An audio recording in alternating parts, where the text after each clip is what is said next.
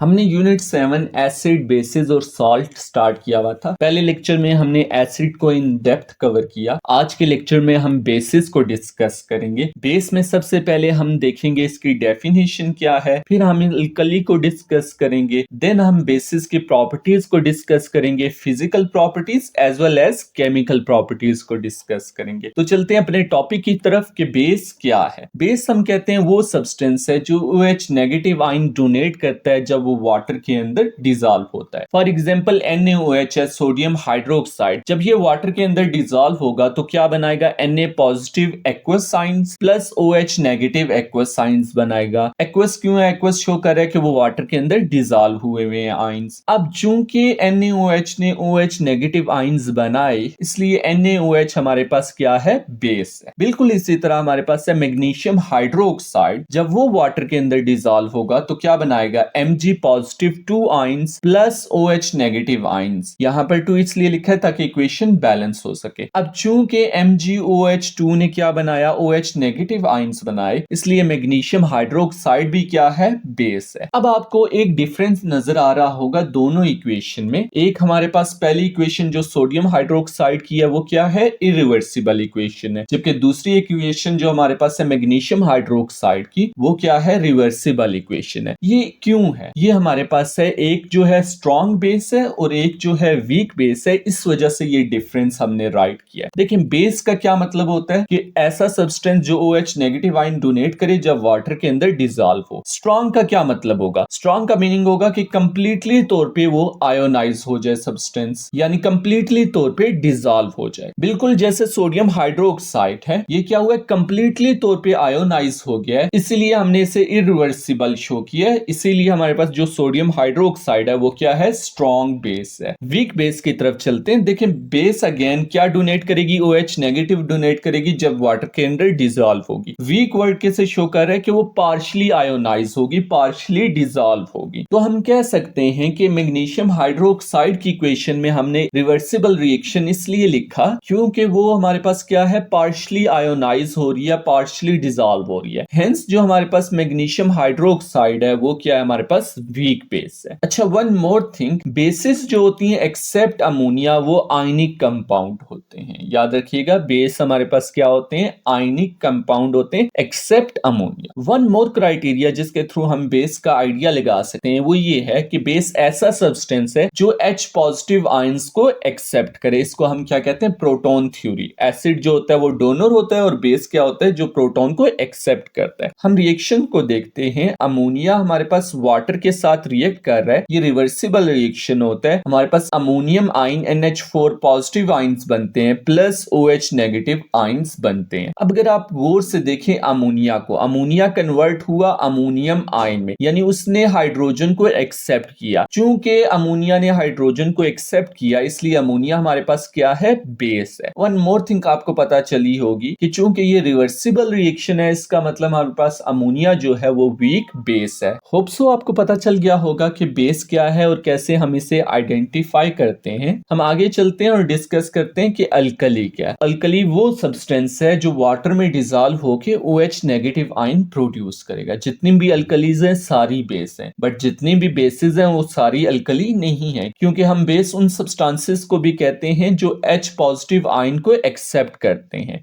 अगर कोई substance H positive ion को एक्सेप्ट कर रहा है वो बेस तो है लेकिन अल्कली नहीं है। अल्कली तब होगा वो सब्सटेंस जब वो वाटर में डिजॉल्व होके OH नेगेटिव आयन डोनेट कर सके। एंड वन इंपॉर्टेंट थिंग ये है कि मोस्टली जो अल्कलीज होती हैं वो वाटर में कंप्लीटली सॉल्युबल होती हैं। कुछ अल्कलीज हैं जो पार्शियली सॉल्युबल होती हैं वाटर में। अब हम एक रिएक्शन को डिस्कस करते हैं। Let's say sodium hydroxide solid है, वो वाटर के अंदर क्या होता है, डिसॉल्व होता है। क्या बनाएगा, ये Na पॉजिटिव आयंस एक्वस बनाएगा प्लस OH नेगेटिव आयन बनाएगा। अब देखें चूंकि सोडियम हाइड्रोक्साइड वाटर के अंदर डिसॉल्व होकर OH नेगेटिव आयन बनाए तो सोडियम हाइड्रोक्साइड इटसेल्फ क्या है, ये अल्कली भी है और बेस भी है। सोडियम मेटल आपको पता है ग्रुप 1 से बिलोंग करता है, तो जितने भी ग्रुप 1 हाइड्रोक्साइड होंगे हमारे पास वो क्या होते हैं, वो अल्कली होते हैं। बिल्कुल इसी तरह हमारे पास है स्ट्रोंटियम हाइड्रोक्साइड SrOH2, ये भी वाटर के अंदर डिसॉल्व होता है और डिसॉल्व होने के बाद क्या प्रोड्यूस करता है, Sr positive 2 ions plus OH negative ions. 2 इसलिए लगाया है ताकि इक्वेशन बैलेंस हो सके। अब देखिए इसने भी क्या किया, इस हाइड्रोक्साइड ने वाटर के अंदर डिसॉल्व होकर OH नेगेटिव आयन बनाया, तो ये भी हमारे पास क्या है, अल्कली है। बिल्कुल इसी तरह हमारे पास जो है बैरियम हाइड्रोक्साइड BaOH2, ये भी वाटर के अंदर डिसॉल्व होकर क्या बना रहा है, बैरियम आयंस बना रहा है प्लस OH नेगेटिव आयंस बना रहा है। अब देखिए बैरियम हाइड्रोक्साइड ने क्या किया, OH नेगेटिव आयंस प्रोड्यूस किए जब वो वाटर के अंदर डिसॉल्व हुआ, तो ये भी अल्कली है। ये दोनों हमारे पास स्ट्रोंटियम और बैरियम ये ग्रुप 2 से बिलोंग करते हैं। तो ग्रुप 2 के हाइड्रोक्साइड भी हमारे पास क्या होते हैं, अल्कली होते हैं। याद रखिए ये जो बैरियम और स्ट्रोंटियम है ये कंप्लीटली वाटर के अंदर क्या होते हैं, सॉल्युबल होते हैं, जबकि नॉर्मली जो हमारे पास है मेटालिक ऑक्साइड और मेटालिक हाइड्रोक्साइड वो पार्शियली सॉल्युबल होते हैं वाटर में। फॉर एग्जांपल आप देख लें कैल्शियम हाइड्रोक्साइड, वो वाटर के अंदर डिसॉल्व होता है और क्या बनाता है हमारे पास, वो कैल्शियम आयंस बनाएगा प्लस OH नेगेटिव आयंस बनाएगा। अब देखिए इस कैल्शियम हाइड्रोक्साइड ने भी वाटर के अंदर डिसॉल्व होकर OH नेगेटिव आयंस बनाए, तो कैल्शियम हाइड्रोक्साइड भी हमारे पास अल्कली है। लेकिन ये देखिए ये पार्शियली डिसॉल्व हुआ है वाटर के अंदर, तो हम इसे वीक अल्कली भी कह सकते हैं। होप सो आपको पता चल गया होगा कि अल्कली क्या होता है और हम कैसे अल्कली और बेस को डिफरेंशिएट करते हैं। अब हम आगे चलते हैं और डिस्कस करते हैं फिजिकल प्रॉपर्टीज ऑफ बेस को। अच्छा, बेस की फिजिकल प्रॉपर्टीज को डिस्कस करने के लिए आप माइंड में एग्जांपल लाएं। सोप बनता है बेस से, बेस और फैटी ऑयल जो है ये रिएक्ट करते हैं, स्पोनिफिकेशन रिएक्शन होता है और सोप बनता है। बस आप माइंड में एग्जांपल लाएं सोप की। और आप अक्सर वॉशरूम में अगर नहा रहे हो और सोप क्या चला जाए, आपके मुंह में चला जाए, तो कैसा टेस्ट होता है, बिटर टेस्ट होता है। तो हम कह सकते हैं पहली फिजिकल प्रॉपर्टी बेस की है वो क्या है कि इसका जो टेस्ट होता है वो क्या होता है, बिटर। सेकंड थिंग क्या होती है,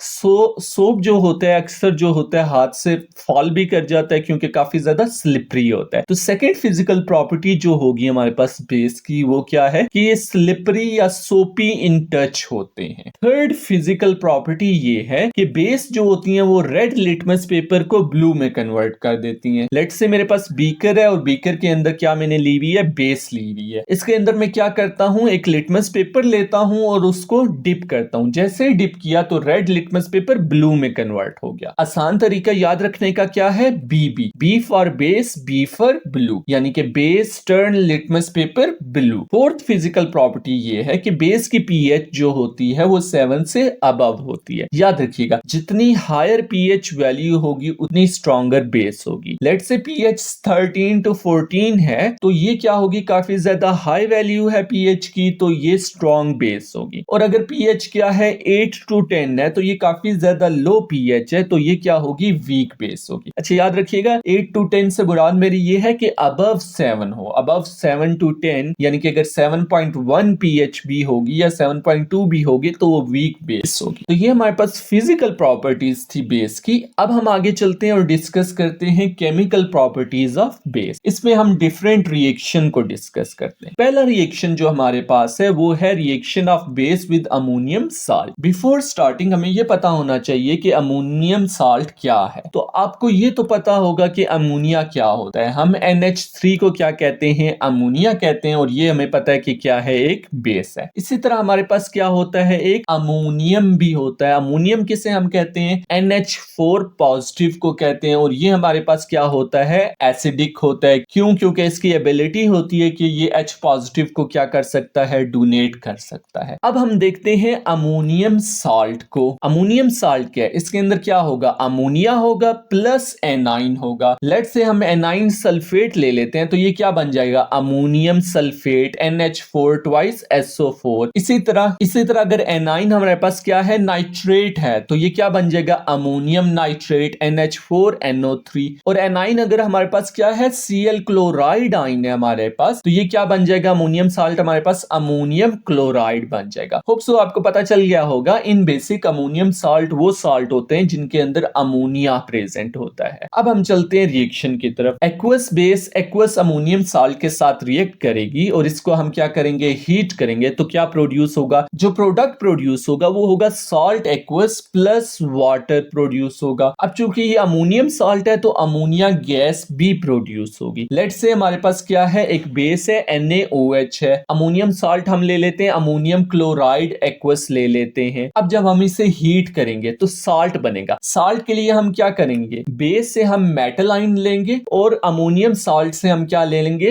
एनाइन ले लेंगे। तो हमारे पास सॉल्ट क्या बनेगा, NaOH में मेटल Na है और अमोनियम क्लोराइड में जो एनाइन है वो क्लोराइड है, तो सॉल्ट हमारे पास NaCl बनेगा प्लस वाटर बनेगा और साथ क्या बनेगा, अमोनिया गैस बनेगी। अच्छा, एग्जामिनर अक्सर कहता है कि आयनिक इक्वेशन भी राइट करें, तो हम इसकी आयनिक इक्वेशन राइट करते हैं। अमोनियम हाइड्रोक्साइड एक्वस है, चूंकि एक्वस है तो हम इसे कैटाइंस और एनाइंस के फॉर्म में लिखेंगे, Na positive plus OH negative ions plus ammonium chloride aqueous है, चूंकि ये भी एक्वस है तो इसे भी कैटाइन और एनाइन के फॉर्म में लिखेंगे, क्या बन जाएगा, NH4 positive plus Cl negative. हमने हीट किया, क्या बना, NaCl एक्वस, चूंकि एक्वस है तो इसे भी कैटाइंस और एनाइंस के फॉर्म में लिखेंगे, Na positive plus Cl negative ions plus H2O liquid, चूंकि लिक्विड तो ये बिल्कुल इसी तरह आ जाएगा, प्लस NH3 गैस, चूंकि ये गैस है तो ये भी बिल्कुल इसी तरह NH3 आ जाएगा। देखें आप, जो सोडियम आइंस हैं वो दोनों तरफ प्रेजेंट है इक्वेशन के, तो ये कैंसल आउट हो जाएंगे। इसी तरह जो Cl नेगेटिव आइंस हैं वो भी दोनों तरफ प्रेजेंट है तो वो भी कैंसल आउट हो जाएंगे। पीछे क्या बचा, OH negative aqueous ions plus NH4 positive aqueous आइन, इनको हमने जब हीट किया क्या बना, H2O liquid plus NH3 gaseous बना। तो ये हमारे पास आयनिक इक्वेशन बन गई। अच्छा, ये जो अमोनिया गैस है इसको हम चेक भी कर सकते हैं कि वाकई अमोनिया गैस प्रोड्यूस हुई है या कोई और गैस प्रोड्यूस हुई है। कैसे करते हैं, देखिए ये जो अमोनिया गैस है ये मॉइस्ट रेड लिटमस पेपर को ब्लू में कन्वर्ट कर देती है। होता क्या है, देखिए हमारे पास NH3 गैस है, मॉइस्ट का क्या मतलब है कि वाटर होगा, H2O होगा। H2O यहाँ पर जो मेंशन है ये एक्चुअल में क्या है, जो मॉइस्चर है उसकी बात हो रही है, या ऊपर आप देख सकते हैं मॉइस्ट हमने मेंशन किया, मॉइस्ट रेड लिटमस पेपर को कन्वर्ट करते हैं, जो ड्राई रेड लिटमस पेपर है उसे कन्वर्ट नहीं करती अमोनिया। तो अमोनिया वाटर के साथ रिएक्ट करके क्या बनाएगी, NH4 positive ions plus OH negative ions बनाएगी। OH नेगेटिव हमें पता है बेस को आइडेंटिफाई करते हैं, तो बेस हमें पता है कि रेड लिटमस पेपर को ब्लू में कन्वर्ट कर देती है। तो यूं जो है अमोनिया को हम क्या कर सकते हैं, आइडेंटिफाई भी कर सकते हैं। लेट्स से मैं एक स्टैंड लेता हूं, स्टैंड के ऊपर मैं एक फ्लास्क लेता हूं, फ्लास्क के अंदर मैं बेस डाल देता हूं, लेट्स से ये NaOH है, इसके ऊपर मैं फनल रखता हूं और मैं एक बीकर लेता हूं, उसके अंदर मैं अमोनियम सॉल्ट, लेट्स से मैंने डाला अमोनियम क्लोराइड डाला। नेक्स्ट मैं क्या करता हूं कि ये जो अमोनियम क्लोराइड है इसको मैं फनल के थ्रू फ्लास्क के अंदर डाल देता हूं, यानी NaOH के अंदर डाल देता हूं। अब देखें अगर आप, फ्लास्क के अंदर क्या है, अमोनियम क्लोराइड भी है और NaOH भी है। अभी कुछ भी नहीं हो रहा, रिएक्शन परफॉर्म नहीं हो सकता, क्यों, क्योंकि हमने इसे हीट भी करना है ताकि हीट जो है नेसेसरी एक्टिवेशन एनर्जी प्रोवाइड करे। जैसे ही इसे नेसेसरी एक्टिवेशन एनर्जी मिलेगी तो क्या क्या बनेगा, हमारे पास अमोनिया बनेगी, वाटर बनेगा और हमारे पास NaCl सॉल्ट बनेगा। अब देखिए, अब हम इसके ऊपर क्या ले लेते हैं, डैम्प रेड लिटमस पेपर ले लेते हैं। आपको पता है अमोनिया क्या है, गैस, ये ऊपर को जाएगी और जैसे ही डैम लिटमस पेपर से टकराएगी वो आहिस्ता आहिस्ता ब्लू में कन्वर्ट होता जाएगा। क्यों, क्योंकि अभी हमने रिएक्शन में देखा कि अमोनिया वाटर के साथ रिएक्ट करके NH4 पॉजिटिव बना रही है प्लस OH नेगेटिव बना रही है, और OH नेगेटिव क्या है, base, base red litmus paper को ब्लू में कन्वर्ट करता है। हमने आसानी के लिए BB याद रखा है, B for base, B for blue,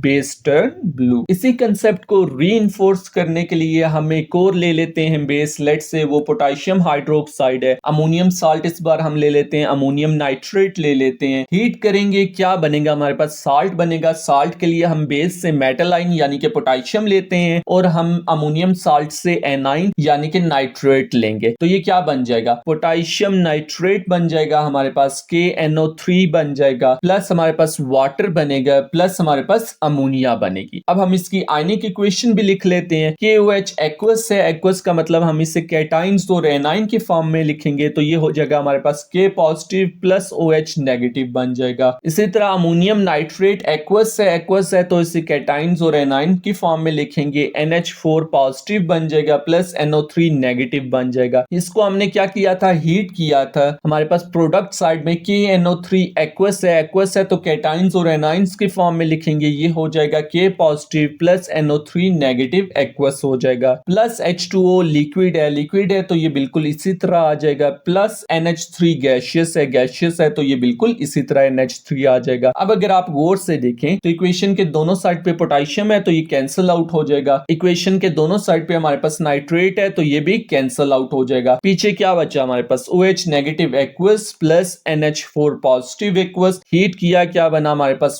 water liquid plus NH3 gases बना। तो ये हमारे पास क्या है, एक सिंपल सी आयनिक इक्वेशन बन गई, reaction of KOH with NH4NO3 के साथ। अब हम सेकेंड रिएक्शन को स्टडी करते हैं। सेकेंड रिएक्शन है reaction of base with non metallic oxide. याद रखिएगा ये जो नॉन मेटालिक ऑक्साइड्स हैं ये एसिडिक इन नेचर हैं। तो बेस जब रिएक्ट करेगी नॉन मेटालिक ऑक्साइड के साथ, एज अ रिजल्ट क्या बनेगा, सॉल्ट और वाटर बनेगा। लेट्स से मैं कोई भी बेस ले लेता हूं, मैं NaOH ले लेता हूं, बहुत कॉमन बेस है, और नॉन मेटालिक ऑक्साइड में ले लेता हूं कार्बन डाइऑक्साइड गैस। बनेगा क्या, सॉल्ट बनेगा। होगा ये कि जो नॉन मेटालिक ऑक्साइड है वो एक ऑक्सीजन गेन करेगी, कार्बन डाइऑक्साइड है तो वो कार्बोनेट में कन्वर्ट होगा, और ये जो कार्बोनेट है ये एनाइन है, बेस से हम कैटाइन लेंगे यानी कि सोडियम कार्बोनेट बन जाएगा। अगर आप गौर से देखें तो Na के ऊपर पॉजिटिव 1 चार्ज है और कार्बोनेट के ऊपर नेगेटिव 2 चार्ज है। तो Na का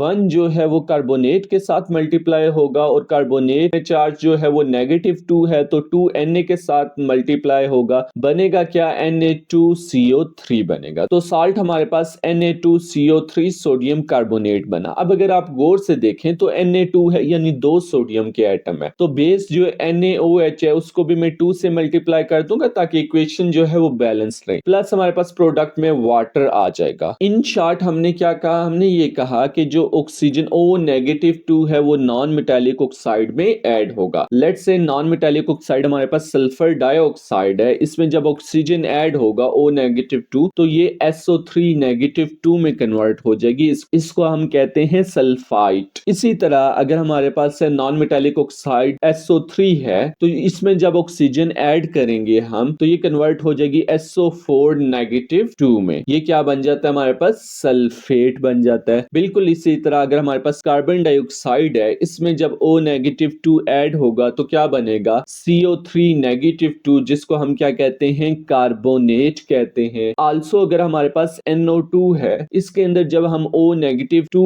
ऐड करेंगे तो हमारे पास दो चीजें बनेगी, एक NO3- बनेगा प्लस हमारे पास NO2- बनेगा। ये जो NO3- है इसको हम क्या कहते हैं, नाइट्रेट कहते हैं, जबकि जो NO2- है इसको हम क्या कहते हैं, नाइट्राइट कहते हैं। तो ये एक सिंपल सी गाइड है आपके लिए। लेट्स से हमारा NaOH रिएक्ट करते हैं SO3 के साथ तो क्या बनेगा, सोडियम सल्फेट और वाटर बन जाएगा, बहुत इजी है। इसी तरह अगर SO2 के साथ NaOH रिएक्ट करता है तो क्या बनेगा, सोडियम सल्फाइड बन जाएगा, इजी सी गाइड है। लेट्स से हम ले लेते हैं कैल्शियम हाइड्रोक्साइड CaOH2 ले लेते हैं, प्लस नॉन मेटालिक ऑक्साइड हम ले लेते हैं, अगेन कार्बन डाइऑक्साइड ही ले लेते हैं, तो हमारे पास क्या बनेगा, साल्ट। हमारे पास साल्ट बनेगा, कैल्शियम कार्बोनेट बन जाएगा, राइट। आपको पता है कार्बोनेट के ऊपर भी -2 चार्ज होता है और कैल्शियम के ऊपर +2 चार्ज होता है, इसलिए हमने CaCO3 को डायरेक्टली लिख दिया, प्लस क्या बनेगा हमारे पास, वाटर बनेगा। अब अगर आप गौर से इस इक्वेशन को देखेंगे तो कैल्शियम कार्बोनेट क्या है, सॉलिड है। होता क्या है कि जो हमारे पास कैल्शियम हाइड्रोक्साइड है इसको हम लाइम वाटर भी कहते हैं, लाइम वाटर क्या है, CaOH2 यानी कि कैल्शियम हाइड्रोक्साइड। इसके अंदर जब हम क्या डालेंगे, कार्बन डाइऑक्साइड गैस को इसके अंदर डालेंगे तो ये मिल्की टर्न हो जाएगा और व्हाइट कलर के सॉलिड डिपॉजिट होना शुरू हो जाएंगे इसके बॉटम पे। तो ये जो व्हाइट सॉलिड डिपॉजिट हो रहे हैं इनको हम क्या कहेंगे, ये क्या है, कैल्शियम कार्बोनेट है। तो कैल्शियम कार्बोनेट का कलर क्या है, सॉलिड का व्हाइट कलर है। तो मैं लिख सकता हूं इस इक्वेशन में भी कैल्शियम कार्बोनेट के नीचे कि ये व्हाइट सॉलिड है, इसको आपने क्या रखना है, रिमेंबर रखना है। आगे हम चलते हैं। लेट्स से सोडियम हाइड्रोक्साइड जो है वो हमारे पास सल्फर ट्राइऑक्साइड से रिएक्ट करता है तो क्या बनेगा, आपको पता है सल्फर ट्राइऑक्साइड जो है वो सल्फेट में कन्वर्ट होता है, तो ये क्या बन जाएगा, सोडियम सल्फेट Na2SO4 बन जाएगा, प्लस वाटर बन जाएगा। एक एग्जाम हिंट जो आपने माइंड में रखनी है वो ये है कि जो कार्बन मोनोऑक्साइड है और नाइट्रोजन मोनोऑक्साइड है ये दोनों न्यूट्रल इन नेचर है, क्योंकि ना तो ये एसिड है ना ये बेस है, तो ये जो है ना एसिड के साथ रिएक्ट करते हैं ना बेस के साथ रिएक्ट करते हैं। हम ऑक्साइड को एक अलग लेक्चर में भी हम डिस्कस करेंगे। Question is, the wastewater from a factory was found to have a pH value of 2. Which substance could be used to neutralize the wastewater before it released into the river? तो video को pause करके आप इस question को solve करने की कोशिश करें।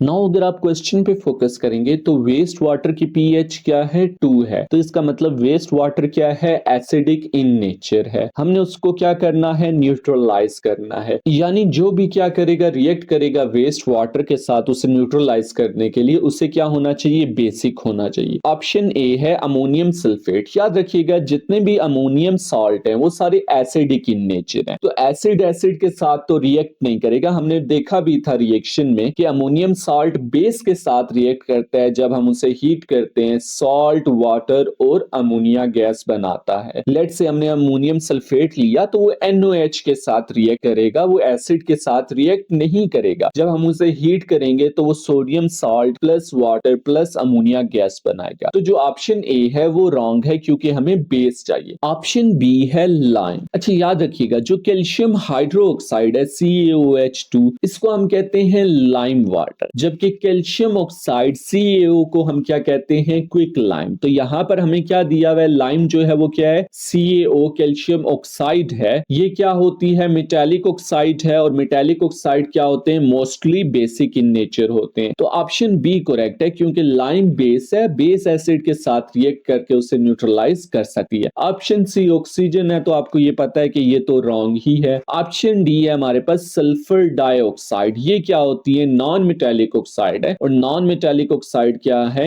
एसिडिक इन नेचर है। तो ऑप्शन डी हमारे पास क्या है, रॉन्ग है। तो हमारा करेक्ट ऑप्शन जो है वो ऑप्शन बी है, लाइम। देखते हैं थर्ड रिएक्शन जो है reaction of base with acid. बहुत इजी रिएक्शन है, इसको हमने एसिड वाले टॉपिक में भी कवर किया हुआ है। होता क्या है कि हम एसिड एक्वस लेते हैं, बेस एक्वस लेते हैं, ये दोनों रिएक्ट करके क्या बनाते हैं, सॉल्ट एंड वाटर बना देते हैं। हम कोई सा भी एसिड ले सकते हैं। लेट्स से मैं ले लेता हूं सल्फ्यूरिक एसिड H2SO4 ले लेता हूं, और बेस कोई सी भी ले सकते हैं, मैं KOH ले लेता हूं, पोटेशियम हाइड्रोक्साइड। बनेगा क्या, साल्ट। देखिए साल्ट बनने के लिए बेस से हम मेटल आयन को लेते हैं यानी कि पोटेशियम को लेंगे, और एसिड से हम किसे लेते हैं, एनाइन।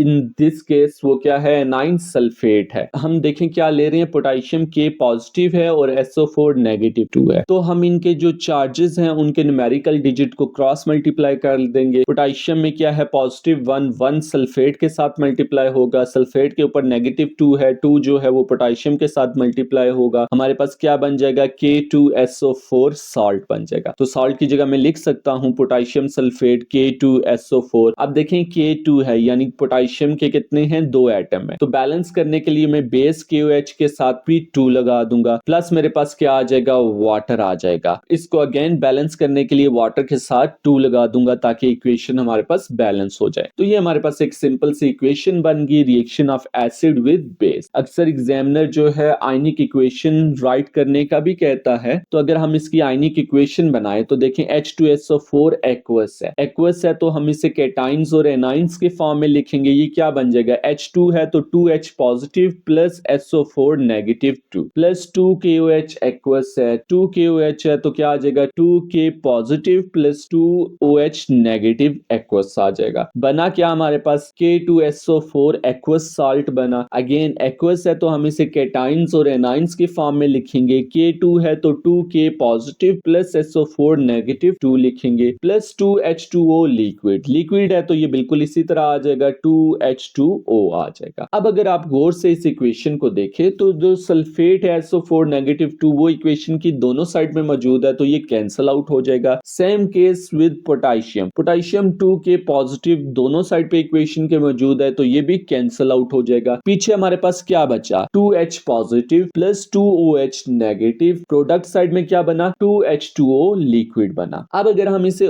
मोर सिंप्लीफाइड करें तो 2 जो देखें हर किसी के साथ मौजूद है, तो ये कैंसिल आउट हो जाएगा। पीछे क्या बचेगा, H positive plus OH negative. बनाया क्या उन्होंने, वाटर बनाया, H2O बनाया। हुआ क्या, हुआ ये कि जो एसिड था उसकी एसिडिटी को, या जो बेस था उसकी जो बेसिक नेचर थी, उसको एसिड ने क्या कर दिया, न्यूट्रल न्यूट्रलाइज कर दिया, खत्म कर दिया और वाटर बना दिया। इसलिए इस टाइप के रिएक्शन को हम क्या कहते हैं? न्यूट्रलाइजेशन रिएक्शन कहते हैं। अब हम फोर्थ रिएक्शन की तरफ मूव ऑन करते हैं, जो है reaction of base with amphoteric oxide. सबसे पहले एम्फोटेरिक ऑक्साइड है क्या चीज? तो ये ऐसे ऑक्साइड्स हैं जो एसिड और बेस दोनों के साथ रिएक्ट कर सकते हैं, साल्ट और वाटर बनाते हैं। एग्जांपल हमारे पास क्या आ जाती है? जिंक ऑक्साइड की एग्जांपल ZnO आ जाती है। बिल्कुल इसी तरह हमारे पास लेड 2 ऑक्साइड PbO की एग्जांपल आ सकती है। एक और एग्जांपल है हमारे पास एल्यूमिनियम ऑक्साइड Al2O3। होगा क्या? जो बेस है वो एम्फोटेरिक ऑक्साइड के साथ रिएक्ट करेगी। बेस हम कोई सी भी ले लेते हैं, लेट्स से मैं NaOH ले लेता हूं, एम्फोटेरिक ऑक्साइड में जिंक ऑक्साइड ले लेता हूं, सॉलिड लूंगा, बनेगा क्या? मेरे पास साल्ट और वाटर बनेगा। अच्छा, एक और चीज जो हमने अभी थोड़ी देर पहले डिस्कस की थी वो ये था कि जो कार्बन डाइऑक्साइड है वो ऑक्सीजन आयन को O-2 को गेन करता है और क्या बना देता है? हमारे पास कार्बोनेट आयन बना देता है। तो CO3-2 क्या है? कार्बोनेट। इसी तरह जो हमारे पास SO3 है, सल्फर ट्राइऑक्साइड है, ये भी O-2 को गेन करके क्या बना देते हैं? SO4-2 यानी कि सल्फेट बना देता है। अगर हम ZnO को जो अभी इक्वेशन में मौजूद है उसको हम लेते हैं तो क्या करेगा? ये भी O-2 को गेन करेगा, क्या बनाएगा?